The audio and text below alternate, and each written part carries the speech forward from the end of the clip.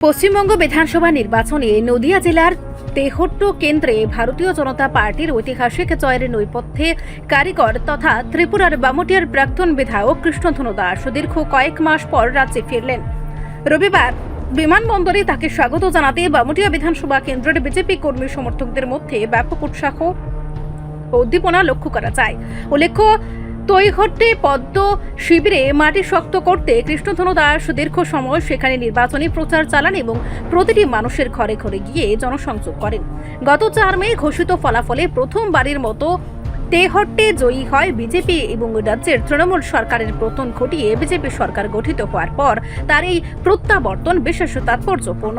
রাজ্যে ফিরে এদিন সাংবাদিকদের মুখোমুখি হয়ে তিনি তেহট্টের জয় নিয়ে সন্তোষ প্রকাশ করেন। আমি কৃতজ্ঞ আমাদের প্রদেশ বিজেপির প্রতি, আমাকে যে দায়িত্ব দিয়েছেন। আপনারা জেনে খুশি হবেন, আমি যে নদিয়া জেলার তেহট্ট বিধানসভায় এই প্রথম ভারতীয় জনতা পার্টির প্রার্থী জয়ী হয়েছে। তো এই জয়টা আদরণীয় প্রধানমন্ত্রী, আমাদের স্বরাষ্ট্রমন্ত্রী এবং ভূপেন্দ্র যাদবজি, আমাদের মুক্তির মহানায়ক বিপ্লব কুমার দেবজি, আমাদের আদরণীয় মুখ্যমন্ত্রী প্রফেসর ডক্টর মানিক সাহাজি, আমাদের বিভিন্ন মন্ত্রী, রাজ্যের বিভিন্ন এমএলএ, তারা প্রচুর পরিশ্রম করেছেন। পশ্চিমবঙ্গকে আমরা বড় ভাই, বাঙালির বড় ভাই হিসেবে চিহ্নিত করি। এই জয় সারা ভারতবর্ষের জয়। জিও পলিটিক্সে আমি মনে করি ভারতীয় জনতা পার্টি এখন ভারতবর্ষকে সুরক্ষিত রাখার একটা বিশাল দরজা ওনারা পেয়ে গেছেন।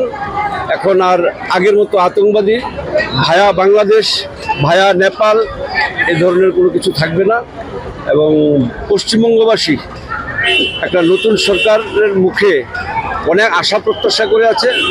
বর্তমান যিনি মুখ্যমন্ত্রী নির্বাচিত হয়েছেন, আমার বিশ্বাস, পূর্ণ বিশ্বাস, ওনার নেতৃত্বে পশ্চিমবঙ্গ আগের মতো এগিয়ে যাবে, এই পূর্ণ বিশ্বাস আমি রাখি। আপনি বামুটিয়া বিধানসভা রিপোর্ট সংবাদ প্রতীক্ষা।